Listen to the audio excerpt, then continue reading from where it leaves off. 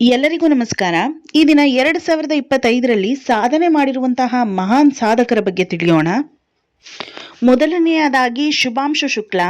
ಇವರು June 25ರಿಂದ July 15ರವರೆಗೆ Axiom 4ನ ಭಾಗವಾಗಿ ಅಂತಾರಾಷ್ಟ್ರೀಯ ಬಾಹ್ಯಾಕಾಶ ನಿಲ್ದಾಣದಲ್ಲಿ ಕಳೆದಿದ್ದ ಶುಭಾಂಶು ಅವರು ಬಾಹ್ಯಾಕಾಶಕ್ಕೆ ತೆರಳಿದ ಎರಡನೇ ISSಗೆ ತೆರಳಿದ ಮೊದಲನೇ ಭಾರತೀಯ ಎಂಬ ಹೆಗ್ಗಳಿಕೆಗೆ ಪಾತ್ರರಾಗಿದ್ದಾರೆ.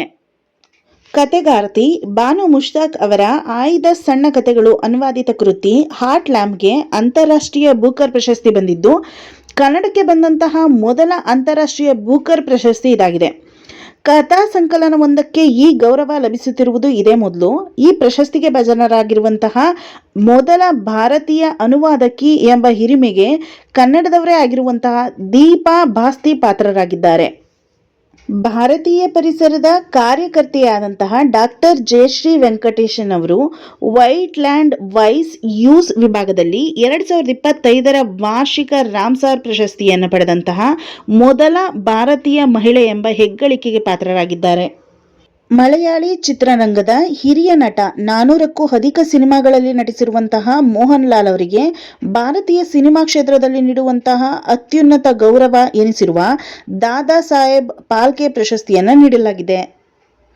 2025ರ ವಿಶ್ವಸಂಸ್ಥೆಯ ಜನಸಂಖ್ಯಾ ಪ್ರಶಸ್ತಿಯನ್ನ ಭಾರತದ ಮಹಿಳಾ ಹಕ್ಕುಗಳ ಕಾರ್ಯಕರ್ತೆ ಮತ್ತು ವಕೀಲೆಯಾಗಿರುವಂತಹ ವರ್ಷಾ ದೇಶಪಾಂಡೆ ಅವರು ಪಡೆದಿದ್ದಾರೆ.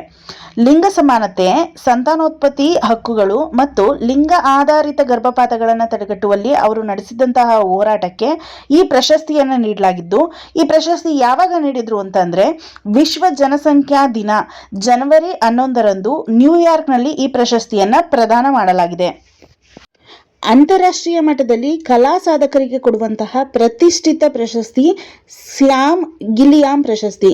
ಈ ಪ್ರಶಸ್ತಿಗೆ ಕನ್ನಡತಿ ಕಲಾವಿದೆ ಶೀಲಾ ಗೌಡ ಅವರು ಭಾಜನರಾಗಿದ್ದಾರೆ. ದಿಯಾ ಆರ್ಟ್ ಫೌಂಡೇಶನ್ ಮತ್ತು ಸ್ಯಾಮ್ ಗಿಲ್ಲಿಯಾಮ್ ಫೌಂಡೇಶನ್ ಜಂಟಿಯಾಗಿ ಏಪ್ರಿಲ್ನಲ್ಲಿ ಈ ಪ್ರಶಸ್ತಿಯನ್ನು ಘೋಷಣೆ ಮಾಡಿತ್ತು. ಈ ಪ್ರಶಸ್ತಿಯ ಮೊತ್ತ $75,000 ಅಂದರೆ 63.49 ಲಕ್ಷ ಅಮೌಂಟ್ ಆಗಿದೆ. ಕಾಂಪಿಟೇಟಿವ್ ಸ್ಟೂಡೆಂಟ್ಗೆ ರಿಲೇಟೆಡ್ ಆಗಿರುವಂತಹ ಕರೆಂಟ್ ಅಫೇರ್ಸ್ಗೋಸ್ಕರ ಈ ಚಾನಲ್ನ ಲೈಕ್ ಮಾಡಿ, ಶೇರ್ ಮಾಡಿ, ಸಬ್ಸ್ಕ್ರೈಬ್ ಮಾಡಿ. ಪ್ಲೀಸ್ ಸಪೋರ್ಟ್ ಮಾಡಿ. Thank you.